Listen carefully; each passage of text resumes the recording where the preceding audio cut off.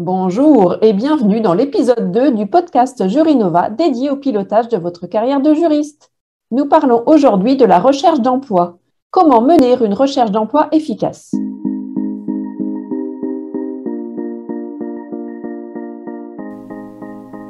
Bonjour à vous, chers juristes talentueuses et talentueux, et bienvenue sur le podcast Jurinova dédié au pilotage de votre carrière.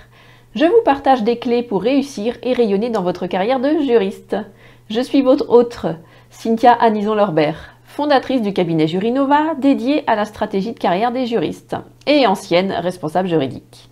J'ai plaisir à vous partager tous les vendredis un sujet différent en lien avec votre carrière, votre développement professionnel, votre projet professionnel, votre évolution professionnelle, vos ambitions professionnelles et vos doutes. Autant de sujets auxquels nous sommes tous confrontés pendant notre carrière et que personne ne nous apprend à résoudre. Ma mission est de vous aider à définir votre projet professionnel. Je vous partage des tips pour créer votre stratégie de carrière qui vous correspond, vous ressemble, afin de retrouver sens et équilibre dans votre vie de tous les jours.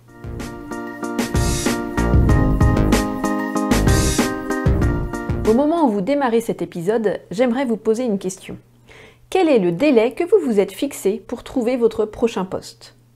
Quel est votre objectif en termes de temps? Je vous laisse quelques instants pour y répondre et notez la réponse sur votre agenda ou dans votre téléphone, sauf si vous êtes au volant de votre voiture. Est-ce que cette réponse est facile pour vous? Vous vient-elle naturellement? Si oui, vous venez de définir un objectif clair. Les juristes que j'accompagne ont des deadlines précises. Je vous partage quelques exemples. 4 mois pour une juriste de 32 ans qui a obtenu une transaction. D'ici septembre 2022 pour une directrice juridique avec 25 ans d'expérience qui est libérée de son poste. D'ici le 31 décembre 2022 pour une autre directrice juridique en poste depuis 10 ans. Dans les 6 mois pour une responsable juridique qui se remet doucement d'un burn-out. Et j'aimerais vous poser une seconde question. Que veut dire efficace pour vous? Je vous laisse encore quelques instants pour y répondre. Et notez la réponse sur votre agenda ou dans votre téléphone. Sauf bien entendu si vous êtes au volant de votre voiture. Pas facile comme question, me direz-vous. En effet, les juristes que j'accompagne mettent en avant le fait de gagner du temps et de protéger leur énergie tout au long de la recherche. Être efficace pour elles signifie gagner du temps et protéger leur énergie. Pourquoi, me direz-vous? Car elles s'éparpillent à travers diverses actions. Sans objectif clairement déterminé, sans méthode, sans stratégie, sans ciblage, et les résultats ne sont pas au rendez-vous. La déception et la démotivation apparaissent, d'où la perte d'énergie et la fatigue. Elles ont l'impression de gaspiller leur temps et leur énergie. Dans ce cas, comment mener une recherche d'emploi efficace? En respectant 7 étapes que je vais maintenant vous exposer. Premièrement, c'est ce qu'on a vu au tout début du podcast. Il s'agit de fixer la date à laquelle vous souhaitez trouver un nouveau poste, de manière réaliste. 48 heures, c'est un peu juste, surtout le vendredi soir pour le lundi matin. Donc premièrement, vous fixez votre date. Deuxièmement, vous définissez votre projet professionnel, c'est-à-dire ce que vous souhaitez faire. Alors, est-ce que vous souhaitez trouver le même poste dans une autre entreprise ? Évoluer vers du management au sein de votre entreprise ou dans une nouvelle entreprise? Est-ce que vous souhaitez évoluer en interne sur une autre expertise? Est-ce que vous souhaitez rejoindre une autre entreprise avec le même niveau d'expertise ou un autre niveau? Est-ce que vous souhaitez découvrir un nouveau secteur d'activité ou rester sur votre secteur d'activité? Troisième étape, il s'agit de préparer vos outils de communication. En effet, une fois que votre projet professionnel est clairement défini, vous pouvez mettre à jour vos outils de communication. Le profil LinkedIn, vos CV, vos lettres de motivation et vos pitchs. Quatrième étape, il s'agit d'implémenter une stratégie de recherche d'emploi ciblée. Premièrement, vous allez cibler les secteurs d'activité, les entreprises de ces secteurs, la zone géographique, le type de contrat, CDI, management de transition, CDD. Le type de management pratiqué au sein de l'entreprise, le rythme des missions et des déplacements, notamment s'il y a des déplacements avec des nuits à l'extérieur. Les modalités du télétravail, est-ce que c'est 100%? Est-ce que c'est acquis, non acquis? Est-ce que le télétravail n'est présent que dans le cadre de la crise sanitaire? Deuxièmement, vous allez choisir les plateformes de recherche d'emploi, comme LinkedIn, Village Justice, AFJE Jobs.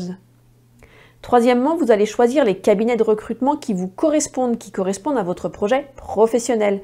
Vous n'allez pas aller postuler auprès de cabinets de recrutement qui n'ont aucun lien avec votre projet professionnel. C'était la 4e étape, implémenter une stratégie de recherche d'emploi ciblée. Ensuite, la 5e étape, activez votre réseau pour accéder au marché caché de l'emploi. Vous allez activer votre réseau physique, que ce soit le réseau professionnel ou le réseau personnel. Et vous allez également activer vos réseaux virtuels, notamment par LinkedIn, qui est une superbe plateforme pour communiquer et retrouver notamment tous vos interlocuteurs que vous avez pu avoir sur vos précédents postes, vos précédentes missions. 6e étape, il s'agit de définir votre plan d'action pour postuler, vous rendre à des événements, contacter éventuellement 2 fois par semaine quelqu'un de votre réseau pour vous rendre visible, pour être à l'écoute du marché. 7e, vous allez suivre vos actions, vous allez relancer, vous allez continuer à postuler, continuer à contacter les membres de votre réseau, continuer à vous renseigner sur les entreprises du secteur d'activité que vous visez. Vous allez donc mener différentes actions qui seront définies. Voilà pour les 7 étapes à respecter pour mener une recherche d'emploi efficace. Premièrement, fixer la date. Deuxièmement, définir votre projet professionnel. Troisièmement, préparer vos outils de communication. Quatrièmement, implémenter une stratégie de recherche d'emploi ciblée. Cinquièmement, activer votre réseau. Sixièmement, définir votre plan d'action. Septièmement, suivre vos actions. J'ai une dernière question pour vous. À quelle limite répond cette exigence d'efficacité selon vous? Facile, vous allez me dire. À votre manque de temps. Vous avez des quotidiens très chargés. Peu de temps pour vous-même, pour vos proches. Donc vous avez du mal à voir comment dégager plus de temps pour une recherche.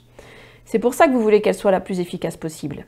Et vous vous éparpillez dans des actions tous azimuts sans stratégie ciblée qui vous font perdre du temps et gaspiller votre énergie et votre motivation. Être efficace nécessite donc simplement d'être organisé, structuré avec méthode, en ayant un objectif clair en tête, c'est la date. Inutile de vous précipiter dans des candidatures si vous êtes en poste et que vous voulez changer dans les 6 mois à 12 mois qui viennent. Prenez le temps d'affiner votre deadline, fixez clairement votre objectif en termes de temps, puis définissez clairement votre projet d'évolution professionnelle pour avoir un projet professionnel clair. Pour ensuite mettre à jour vos moyens de communication en adéquation avec le poste recherché, celui que vous visez, celui que vous avez défini. Et vous verrez dans ce cas-là, le ciblage des entreprises, le ciblage des secteurs d'activité, le ciblage des plateformes de recherche et le ciblage des cabinets de recrutement en sera facilité. Vous gagnerez du temps. Les actions à mener apparaîtront clairement et votre suivi en sera simplifié. Vous conserverez une énergie haute et vous conserverez une motivation pour vos recherches, pour vos candidatures, pour vos prises de contact. Et cela se ressentira même pendant vos entretiens. Vous serez focus car vous savez exactement où vous allez. Vous pilotez votre recherche et votre carrière. C'est une vraie stratégie de carrière.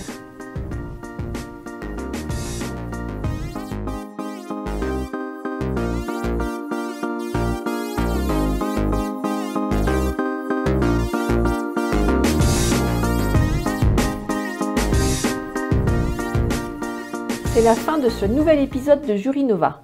D'ailleurs, si vous entendez ce message, c'est que vous l'avez écouté jusqu'au bout. Alors, merci, merci, merci pour votre présence et votre intérêt. Si vous souhaitez retrouver les informations contenues dans cet épisode, les notes sont sur le site jurynova.fr. Je vous invite également à vous inscrire à la newsletter sur le site jurynova.fr pour faire un break dans votre quotidien surchargé. Je vous partage des conseils, des astuces, des conseils de lecture pour certains livres, des conseils d'écoute pour certains podcasts et autres inspirations à travers des emails privés. Vous profiterez également de contenus inédits. Et tant que vous êtes sur le site jurynova.fr, je vous encourage à télécharger votre cadeau de bienvenue, la roadmap dédiée à la réussite de votre négociation salariale.